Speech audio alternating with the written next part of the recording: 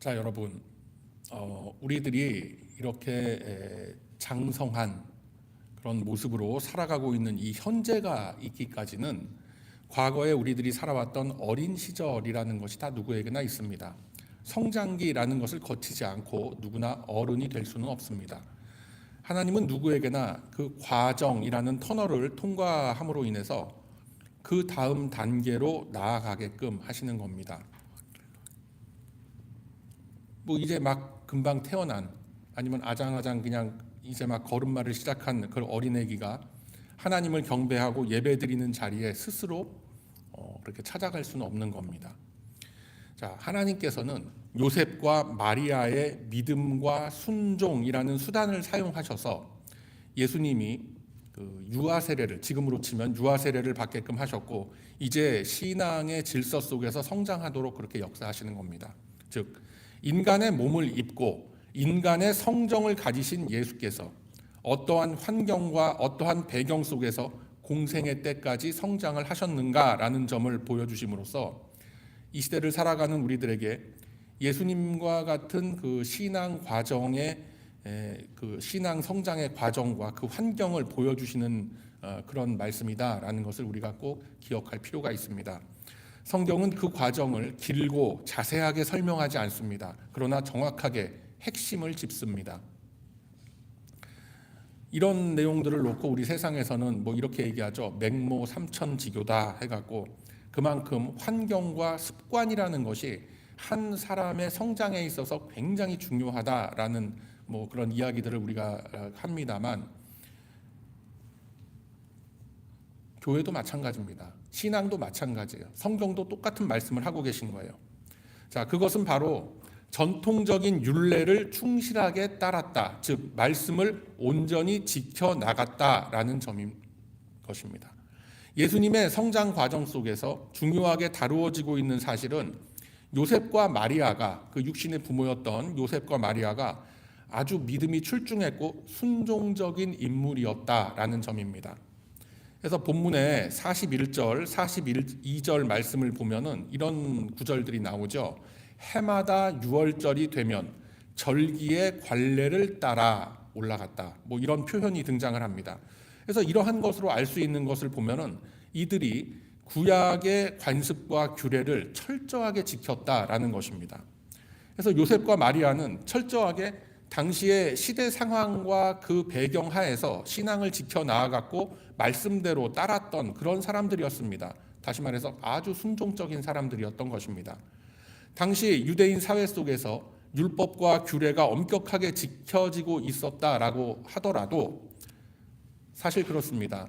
가난에 찌든 삶을 살아가던 요셉과 마리아에게 있어서 자기들의 생업을 접고 며칠씩 예루살렘 성전을 향해서 여행을 떠난다, 결코 쉬운 일 아닙니다. 일을 하지 못하면 어떻게 됩니까? 당장 인컴이 줄어들게 되고 여행을 며칠씩 떠나기 위해서는 식량과 물을 준비해야 합니다. 뿐만 아니라 그 제사에 필요한 물품들도 준비해야 되는 겁니다. 뭐 요즘식으로 생각하면은 재정적인 출혈이 상당히 따르는 일들인 겁니다. 뭐 하나 쉬운 게 없어요.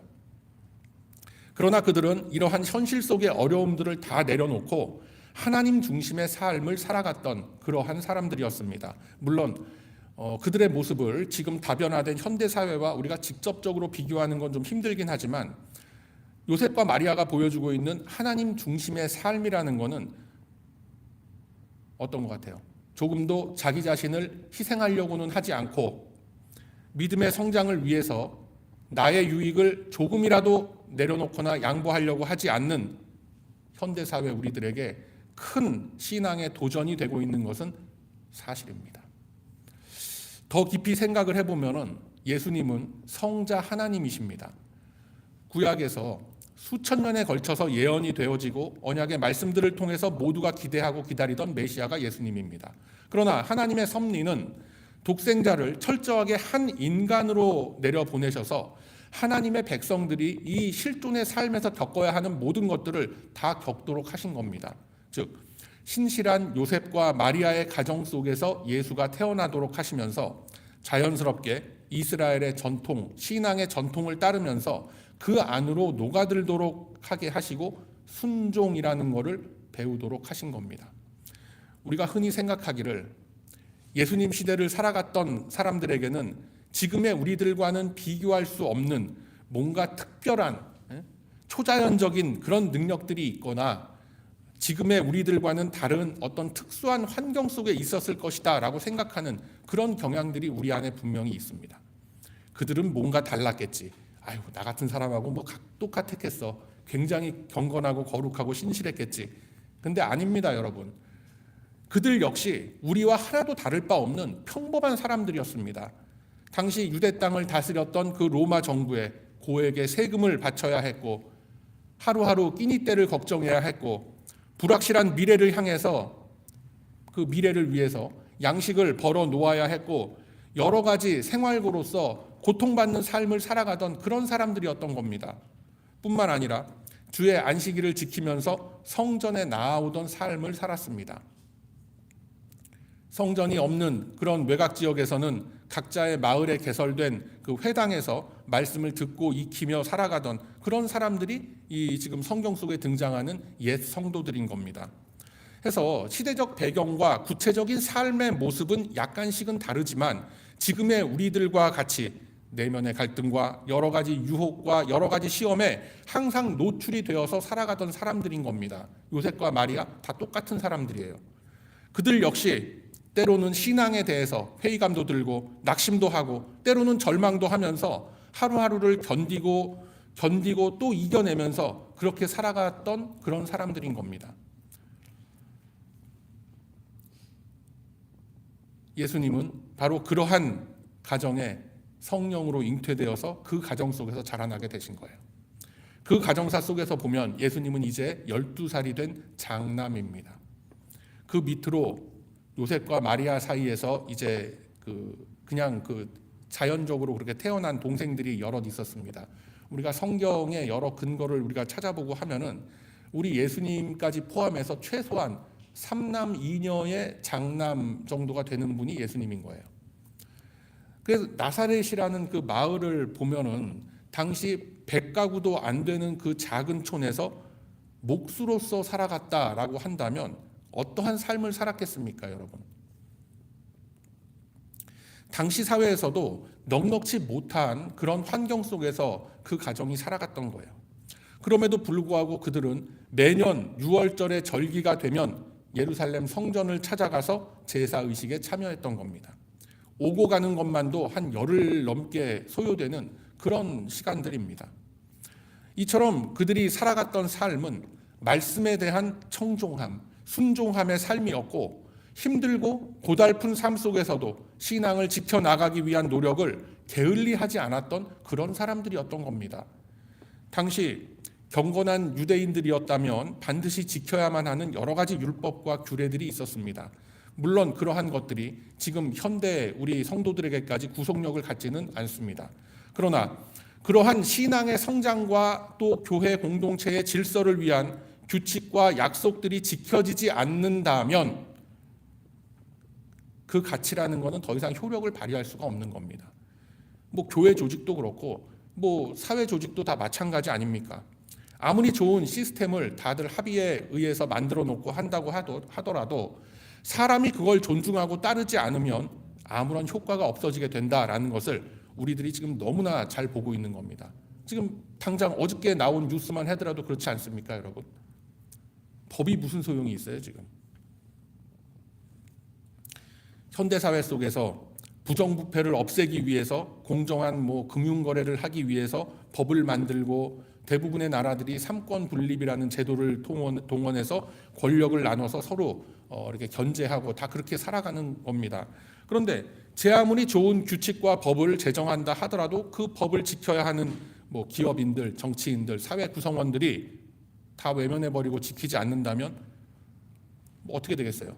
그 많은 사람들 다 처벌할 수도 없는 거고 결국은 사문화가 되어버리면서 그냥 무질서한 사회로 다 흘러가게 되는 겁니다.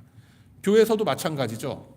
신앙의 유익을 위해서 영적인 성장을 위해서 여러 가지 과정과 프로그램들을 딱 개설해 놨는데 아유, 너 혼자 열심히 해라. 나는 안 할란다. 아무도 참여하지 않는다면은 결국은 다 묻혀서 그냥 지나가게 되는 거예요. 제가 이런 얘기 정초부터 안 하려고 그러는데 하지 맙시다. 그러한 속에서 나의 신앙의 그 성장과 성숙을 유익을 꾀할 수 있다? 그게 말이 돼요, 여러분? 있을 수도 없고 있어서도 안 되는 일인 겁니다. 그렇다면은 하나님께서는 우리 이스라엘의 성장과 그 성숙을 위해서 어떤 일들을 하셨는가? 뭐 여러 차례 말씀을 드리는 내용이기도 합니다만 하나님께서는 역사라고 불리는 이 시간의 공간을 이용하셔서 당신의 백성들을 다듬어 가시는 겁니다. 우리 각 개인의 짧은 인생들, 뭐 한 대충 100년이라고 치면 뭐 그 시간 속에서 하나님은 우리들에게 여러 가지 일들을 겪으면서 살게 하시고 생각하게 하시면서 인생의 연륜을 통해서 하나님의 존재, 창조주의 존재를 깨닫도록 그렇게 하시는 거예요. 그래서 나이 50 넘으면은 보통 뭐라고 뭐 그걸 불러요? 지천명 뭐 그렇게 얘기를 하죠. 하늘의 뜻을 아는 나이가 됐다라는 거예요. 이 굉장히 어떻게 보면 성경적인 그런 얘기입니다. 그게 제가 알기로 논어에 나오는 얘기로 알고 있는데 하여튼 뭐 그래서 내가 나이가 50이 됐는데 하늘의 뜻을 알 만한 나이가 이제 됐는데 내가 창조주 하나님 뭔가 절대 신을 찾아서 내가 한번 뭔가 다른 삶을 살아야 되겠다. 어디를 가야 될 것인가? 뭐 수덕사나 봉은사를 찾아갈 수도 있겠지만 대부분 사람들은 그렇지 않죠. 교회를 기웃거리게 되는 거예요. 그것을 깨닫고 그렇게 교회 공동체 속에 들어오게 되는 것은 너무나 아름답고 큰 은혜라고 하는 거예요. 그런데 그런 경우가 그렇게 많지는 않습니다. 교회 안에 뭐 많은 이렇게 회중들과 또 다양한 연령층의 교인들이 다 있는데 나이가 50이 되고 60이 넘어가면서 처음으로 예수를 믿게 되었다라는 분들 주변에서 보신 적 있어요? 별로 없습니다, 여러분. 가끔 그러한 분들이 계시기는 합니다만 그런 분들은 정말로 큰 은혜를 각별하게 받은 사람들이 그런 거예요. 그래서 옛말에도 세상에서도 나이 30 먹으면은 입지, 뜻을 세운다라고 했고 나이 40대면은 불혹이라고 했어요. 왜 그런 말들이 생겼겠습니까? 30대, 40대를 지나면서 사람은 자기만의 그 사고와 철학이라는 것이 딱 잡히게 됩니다. 뭐 안 그런 사람들도 많지만 뭐 나이 40 먹고도 철 안 든 사람들도 많습니다만 대부분은 그래요. 대부분은. 그래서 그걸 반대로 지금 생각을 해보면은 나이가 들면 들수록 예수 믿기가 힘들어지는 거예요. 전도하기가 그래서 힘들어지는 거예요. 생각과 마음의 방향이 딱 굳어져 버리기 때문에 어지간해서는 자신이 가지고 있었던 세상을 보는 관점, 그 세속적인 세계관과 철학이라는 게 바뀌지가 않습니다. 그리고 바꾸려고 하지도 않아요. 그럼에도 불구하고 나이가 좀 들어서 믿게 된 그런 케이스는 정말로 귀한 경우이고 그만큼 하나님의 직접적인 개입하심이 매우 강하게 나타난 걸로 우리가 간주할 수 있는 거예요. 대개 경우는 어떻습니까? 여러분 어떻게 예수 믿게 됐어요? 교회를 어떤 계기로 인해서 처음 발을 디디게 됐습니까? 어린 시절에 친구 따라서 교회당 뭐 그때 당시는 우리가 보통 그렇게 불렀죠. 연회당 해가면서 그렇게 교회를 다니게 되고 친구들 따라서 그렇게 유년주일 학교서부터 몰려댕기고 하다가 그 와중에 은혜를 입고 성령의 강한 그 임재를 또 체험하게 되고 하면서 또 그 중에서 어떤 사람들 이렇게 소명도 받고 그렇게 하면서 지내다가 또 장년이 되고 하면서 뭐 직분도 받고 뭐 대부분 다 그렇게들 신앙생활들을 합니다. 또는 태어나면서부터 부모님을 따라서 자기의 의사와는 전혀 상관없이 그저 그냥 그렇게 같이 이렇게 다니다가 어느 시점이 딱 되면 하나님을 인격적으로 만나게 되는 거예요. 그때부터는 오히려 그 부모님들보다 더 굳센 믿음을 가지고 하나님의 일에 앞장서는 그런 케이스를 우리가 보기도 하더라라는 거예요. 그게 뭐 누구라고 제가 이렇게 여러분들 앞에서 굳이 뭐 이렇게 얘기를 안 드려도 여러분들의 머릿속에 떠오르는 그 한 사람이 아마 맞을 겁니다. 제가 누구라고는 얘기 안 합니다. 정초에 좀 웃어보자고 이런 얘기를 제가 여러분들에게 드리는 건데 여러분들이 진지하게 저를 이렇게 보고 계시면은 제가 참이 어떻게 할 수가 없는 거예요 지금. 그래서 여러분, 결국은 이 부르심에 대한 순종이라는 겁니다. 순종. 이스라엘의 민족 지나온 역사를 봐도 그렇지 않습니까? 이스라엘이라고 불리는 하나의 상징적이며 대표적 존재로서의 그 인격체를 놓고 보면 역시나 똑같은 과정을 겪습니다. 그들의 불순종과 그 불신앙을 보면서 하나님께서는 한탄하시고 또 안타까워하십니다. 계속해서 우리 하나님은 이렇게 하죠. 야, 이거 어떻게 하면 이 사람들을 이렇게 되돌릴 수 있을까? 고민을 하시는 그런 하나님의 모습이 사사기, 사무엘 상하 이런 역사서의 말씀에 보면은 아주 잘 드러나 있습니다.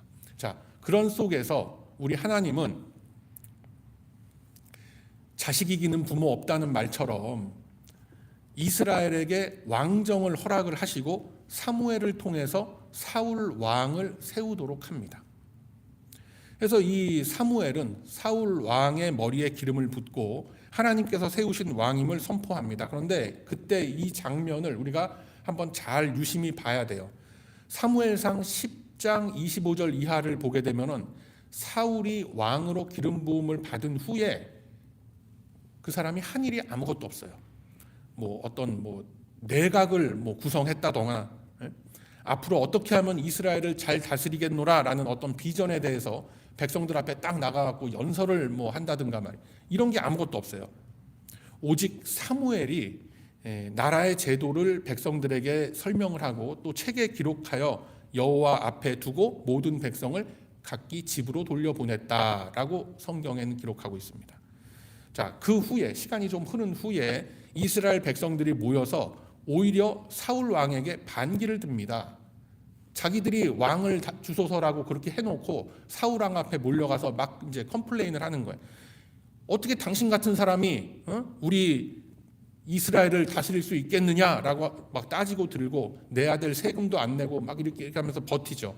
그리고 자신의 아들 사울 왕이 자신의 아들 그 요나단을 그리고 아들 친구 다윗까지 죽이려고 하면서 막 경노하는 그런 장면들 앞에서 대부분의 이스라엘 백성들은 사울 왕에게 다 이렇게 등을 돌려버리게 됩니다. 자, 그래서 결국 그 시작부터 잘못된 이스라엘의 왕정, 이스라엘의 왕조, 그거 어떻게 됩니까? 사울을 비롯해서 이스라엘의 왕정은 하나님의 뜻대로 순종치 못했고 결국 실패로 끝나게 되죠. 그리고 바벨론 포로기라는 치욕의 70년을 보내게 되는 겁니다. 그렇게 함으로써 하나님보다 자신들의 뜻을 먼저 앞세운 그 잘못된 자기들의 선택에 대한 그 책임을 지게 되는 겁니다. 자, 여러분, 이처럼 이스라엘 왕조가 세워지고 몰락하는 그 과정들을 통해서 하나님은 오늘을 살아가는 우리들에게 현실 역사 속에서 임재하시는 하나님의 손길이 어떠한 수단을 통해서 이루어지고 있다라는 것을 보여주고 계신 겁니다. 그래서 하나님께서는 오늘 이 본문의 말씀을 통해서 두 가지 아주 중요한 점을 우리에게 보여주고 계세요. 그 첫 번째 단계로서 12살짜리 하나님의 아들이 직접 율법과 규례를 지키는 모습을 보여주심으로써 궁극적인 하나님 나라를 위한 순종의 길이 어디에 있다라는 것을 우리에게 보여주시는 겁니다. 요셉과 마리아의 그 가정이 매년 6월절마다 예루살렘 성전까지 왕복 열흘 이상을 꼬박 걸어가야만 했던 그 전통과 전례를 따른다는 거 앞서도 말씀드렸지만 결코 쉬운 일이 아닙니다. 생업을 다 접고 그렇게 자기들의 유익을 다 내려놓고 손해볼 거 피해볼 거 다 감수하고 그렇게 나갔던 거예요. 그렇기 때문에 당시의 사회 속에서도 2000년 전 수천 년 전 유대인들 사회 속에서도 이러한 현실적인 여러 가지 제약들 때문에 예루살렘 성전까지 그렇게 1년에 한 차례씩 올라가지 않았던 사람들도 분명히 많이 있었습니다. 다 그랬던 거 아닙니다, 여러분. 그러나 올라갔던 사람들에게는 예루살렘 성전으로 올라갔던 사람들에게는 자기 희생이라는 것이 있었고 하나님 앞에 헌신하겠다라는 굳은 마음이 있었던 거예요.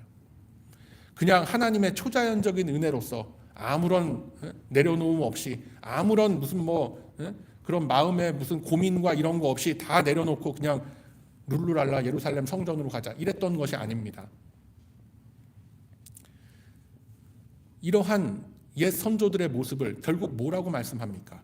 바로 받은 은혜에 대한, 받은 소명에 대한 책임을 질 줄 아는 성도가 되라라고 하시는 거예요. 하나님 사이드에서 보면은 우리의 이러한 모습들이 말씀 앞에 순종하는 모습이지만 우리 사람들의 입장에서는 자신들의 신앙에 책임을 지는 모습인 겁니다. 앞서 말씀드린 것과 같이 제 아무리 제도와 형식을 딱 갖춰 놓아도 사람이 책임지고 그 제도와 형식들을 따르지 않는다면 아무 필요가 없는 거예요. 여러분, 믿음의 시작이라는 것은 하나님께 있는 겁니다. 주님이 부어주시는 은혜로부터 우리의 신앙이라는 것은 시작되는 거예요. 그러나 그 시작과 성장의 과정들이 우리네 삶의 모습 속에서는 어떻게 나타나느냐? 나의 책임감을 요구하는 것으로서 나타나게 되더라라는 겁니다.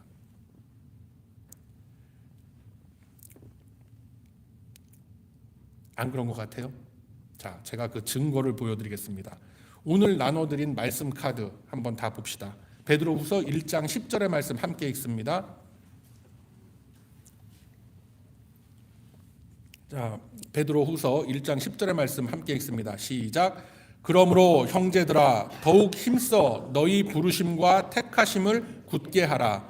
너희가 이것을 행한즉 언제든지 실족지 아니하리라. 아멘.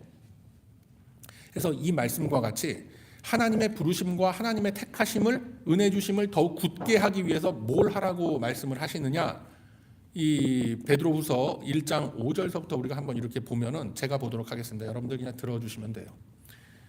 더욱 힘써 너희 믿음의 덕을, 덕의 지식을, 지식의 절제를, 절제의 인내를, 인내의 경건을, 경건의 형제 우애를, 형제 우애의, 자, 여기서 올해 첫 번째 퀴즈가 나갑니다. 자, 성경책 보시지 말고 형제 우애에 무엇을 공급하라 라고 말씀을 하시는 거예요. 자, 뭘 공급하라고 했습니까? 형제 인내의 경건을, 경건의 형제 우애를, 형제 우애 위에 무엇을 공급하라 라고 했는가 라는 것이 2026년도 첫 번째 퀴즈가 됩니다. 뭘 공급하라고 그랬어요? 제가 힌트를 드릴게요. 이스라엘 백성들이 공급받았던 것들이 여러 개가 있죠. 만나, 이런 게 있어요. 우리 퀴즈왕께서 지금 이렇게 실력을 감추고 지금 굉장히 겸손한 모습으로 지금 이렇게 계신데 누구 맞추시는 분 안 계세요? 맞추시는 분 제가 지난주에도 말씀드렸지만 분명히 상품이 있습니다. 제가 그냥 공수표 던지는 사람 아니에요. 정초부터 제가 무슨 강당에서 그런 거 아니니까 맞춰보세요. 형제 우애에 뭐를 더하라라고 했어요? 역시 우리 퀴즈왕 진짜 이거 진짜 우리 박수 한번 쳐야 됩니다. 자, 박수 한번 우리. 사랑을 더하라. 맞습니다. 사랑을 공급하라. 역시 그런 말 있죠. 썩어도 준치라고. 죄송합니다. 그거 비유가 좀 이상한데 역시 퀴즈왕의 저력이라는 거는 하여튼 그렇습니다. 그럼 왜 하필 그 많고 많은 덕목 중에서 사랑을 공급하라라고 했겠는가? 부르심을 입은 우리들이, 하나님 백성들이 바로 그리스도의 성품을 갖기 위함이라고 말씀하시는 거예요. 그래서 결국은 이게 어떻게 말씀이 연결이 되냐면 덕에 지식을 쌓고 지식의 절제를, 절제 위에 인내를, 인내 위에 경건을, 경건 위에 형제 우애를 위하여 사랑을 덮으라라고 하는 거예요. 자, 그런데 사랑이라는 게 뭡니까? 사랑이라는 게 뭐예요, 여러분? 사랑은 눈물의 씨앗이에요? 사랑이라는 거는 희생하고 오래 참고 하는 거죠. 즉 희생하고 책임져라라는 거예요. 희생하고 책임져라. 그게 사랑이다. 그러면 그것이 형상화하는 뭔가가 있죠. 그게 뭐겠어요? 바로 십자가라는 겁니다. 그런데 이런 십자가의 형상을 내 삶 속에 표현해낸다라는 거, 내가 살아낸다는 거, 그거 쉽습니까? 어렵죠. 저도 어려운데 여러분은 오죽하시겠어요. 말할 것도 없지 뭐. 네. 우리의 온 인생을 다해서 열심히 행하고 노력하고 잘 이루어지지 않습니다. 그렇게. 그래서 우리는 항상 실족하게 되고 항상 낙심하게 되는 거예요.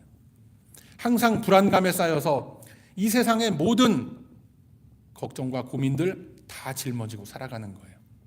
안 해도 될 고민과 걱정을 혼자 다 끌어안고 살아가는 것이 사실상 우리가 살아가고 있는 이 연약한 모습이더라라는 겁니다. 그래서 하나님께서는 우리에게 본문을 통한 이 두 번째 메시지를 주십니다. 자, 요셉과 마리아는 성전에서의 제사와 모든 순서를 다 마치고 이제 고향 땅으로 향하게 됩니다. 애초에 나사렛에서부터 그 마을의 몇 가정들, 친척들 이렇게 함께 길을 떠났기 때문에 요셉과 마리아와 예수님 세 사람만 딸랑 길을 떠난 것이 아니라 그 일행들이 제법 좀 있었을 것으로서 보여지죠. 그러한 혼잡한 상황 속에서 요셉과 마리아는 소년 예수를 잃어버리게 됩니다. 그런데 더 황당한 일은 성을 빠져나와서 이제 하룻길을 쭉 걸어갔는데 여전히 모르고 있다가 그제서야 아이고 우리 아들 예수 어디 갔나 이렇게 된 거예요. 그때부터 알고 찾기 시작하는 겁니다. 셀폰이 있어요. 무슨 삐삐를 칠 수가 있어요. 찾다가 안 되니까 다시금 예루살렘 성 안으로 들어가서 찾는데 무려 사흘 동안 시간이 흐르도록 그 소년 예수를 만나지 못하는 거예요. 그러다가 사흘 만에 결국 만나게 됩니다. 자, 어디서 만납니까? 바로 성전에서 만나게 돼요. 하나님의 집에서 메시아 구세주를 만나게 된 거예요. 하나님의 전을 찾았을 때 비로소 그 해결책을 찾았던 겁니다. 이 사건이 의미하는 바가 굉장히 크게 우리에게 다가오는 겁니다, 여러분. 우리가 보통 생각하고 이렇게 이미지하고 있는 예루살렘 성전이라는 거 지금 존재하질 않죠. 그냥 벽 하나만 남아 있고 통곡의 벽인가 해갖고 서쪽 벽 담벼락 하나 남아 있고 그냥 고대 유적지, 관광지 그렇게 되지 않습니까? 그런데 여전히 오늘날도 그 하나님의 성전은 존재하고 있습니다. 그럼 어디에 존재합니까? 바로 예수 그리스도의 이름으로 모인 이 교회 공동체 모임 속에 성전이 존재하고 있는 거예요. 그리고 이 공동체에 속한 우리 각 지체들의 심령 속에 하나님의 성전은 세워져 있는 것입니다. 우리 안에 하나님의 성령이 거하시고 우리들이 가지고 있는 이 몸이 바로 성전인 거예요. 그래서 이 사실을 성경은 이렇게 증거하시죠. 고린도전서 3장 16절에 보면은 너희가 하나님의 성전인 것과 하나님의 성령이 너희 안에 거하시는 것을 알지 못하느뇨. 누구든지 하나님의 성전을 더럽히면 하나님이 그 사람을 멸하시리라. 하나님의 성전은 거룩하니 너희도 그리하라 라고 말씀하는 겁니다. 그래서 예수님께서 들어오셔서 좌정하고 앉아 계신 그 몸이, 내 몸이 바로 성전인 거예요. 저와 여러분 각 사람이 바로 거룩한 성전이 되는 거예요. 내 몸속에 나의 심령밭 위에 하나님의 성전이 지어져 있음은 바로 나의 삶으로서 내가 증명해야 하는 우리의 책임, 의무가 된다라는 것을 여러분 꼭 기억하시기를 바랍니다. 그러면은 우리가 하나님의 성전에 거한다라는 것은 뭘 의미하겠습니까? 내가 하나님의 통치 속에 온전히 거할 때에 비로소 내 안에 예수님이 머물러 계신 것이 발견되어질 수가 있는 거예요. 그래서 우리 지금 누가복음 본문을 보면 49절 말씀에 예수님께서 의아하다는 듯이 그 육신의 부모에게 말씀을 하죠. 아니 왜 이렇게 나를 찾아서 그렇게 고생을 하고 헤매고 다니셨습니까? 내가 아버지 집에 있어야 될 줄을 알지 못했습니까? 라고 하는 겁니다. 예수님께서는 그분의 이름으로 지어진 집에 거하시는 법이에요. 그런데 그러한 그 집, 우리 심령 속에 지어진 그 성전, 그 성전의 정체성을 우리가 잃어버리고 헤맬 때 우리들이 오히려 예수님을 찾으면서 헤매 다니는 결과를 우리는 초래할 수 있다라는 것을 이 말씀이 우리에게 보여주고 있는 겁니다. 자, 요셉과 마리아는 온 성안을 찾다가 성전에 들어가서야 예수님을 만났습니다. 마찬가지로 내가 온전히 이 성전을 다스리시는 하나님의 통치 속에 거할 때에 우리들은 예수님과 동행할 수 있고 예수님과 대화를 나눌 수가 있게 되는 겁니다. 내 삶의 내용으로서 그분이 나를 통치하고 있다라는 것을 내가 세상 앞에 증명해 낼 때에 그것이 바로 하나님 나라 안에 거하는 모습이다라는 것을 여러분 꼭 기억하시기를 바랍니다. 그래서 여러분 이 시간 한번 우리의 그 살아온 모습들을 한번 되짚어 보시기를 바랍니다. 우리들은 이제껏 어디에 머물고 있었습니까? 어쩌면 요셉과 마리아처럼 예수님하고 같이 떨어져 있는 것도 모르고 그냥 나 혼자 이 머나먼 인생 여행길을 그렇게 가고 있었던 거 아닙니까? 예수님은 실제로 내 곁에 안 계신데 그냥 나 혼자 내 곁에 계시려니 착각하고 있었던 거 아니에요? 오늘 본문의 말씀은 예수님을 잃어버리고 찾지 못해서 헤매는 그 요셉과 마리아의 모습을 통해서 나의 모습을, 너희들의 모습을 반추해 보라 그 자리에 우리들을 세워놓고 있는 거예요. 그들은 불과 하루 만에 한 3일만 하루 만에 예수님의 그 부재를 확인을 하고 발견을 했지만 어쩌면 우리들은 몇십 년 동안 신앙생활을 한다고 교회 왔다 갔다 하면서도 사실상 내 안에 부재 중인 예수님의 그 부재를 느끼지 못하고 살아갈 수 있더라는 거예요. 우리 중에 최소한 그런 분은 안 계시겠지만 그런 분 분명히 있을 수 있어요. 비록 12살짜리 소년의 말이지만 이것은 하나님의 음성인 겁니다. 내가 내 아버지 집에 있어야 할 줄을 어찌 알지 못합니까? 하나님의 거룩한 집으로서 지음을 받은 우리들 안에 예수님께서 거하고 계시다라는 것을 여러분 꼭 확신하시기를 바랍니다. 그리고 그 확신으로 우리들을 하나님 말씀의 통치 속에서 하나님이 기뻐하시는 일을 하는 자리에 우리들을 세워놓는다라는 이 사실 꼭 기억하시기를 바랍니다.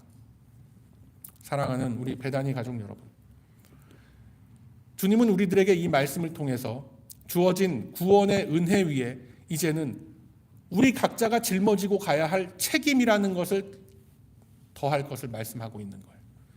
그 거룩한 십자가의 길 위에 우리 주님의 이끄시고 인도하시는 그 손길은 영원히 함께 할 것입니다. 그래서 그 소망과 그 확신을 갖고 내가 아버지 집에 머물음을 증거하는 저와 여러분의 삶이 다 되시기를 소망합니다. 각자가 받은 그 소명 앞에서 책임질 줄 아는 그 믿음을 품고 주님은 하나님의 전에 머물 것을 말씀하고 있는 것입니다. 그래서 그 영원한 소망의 길 위에 우리 하나님의 은혜는 영원히 함께 거할 것입니다. 그러므로 이제는 말씀에 순종하는 굳은 믿음의 심지를 세워 영원히 하나님의 집에 머무르며 하나님과 또 이 세상 앞에 당당한 책임지는 성도의 길을 걸어 나아가시는 저와 여러분의 의미 있는 이 인생길이 다 되시길 신년주일 아침에 주님의 이름으로 축원드립니다. 아멘. 자비로우시고 은혜로우신 아버지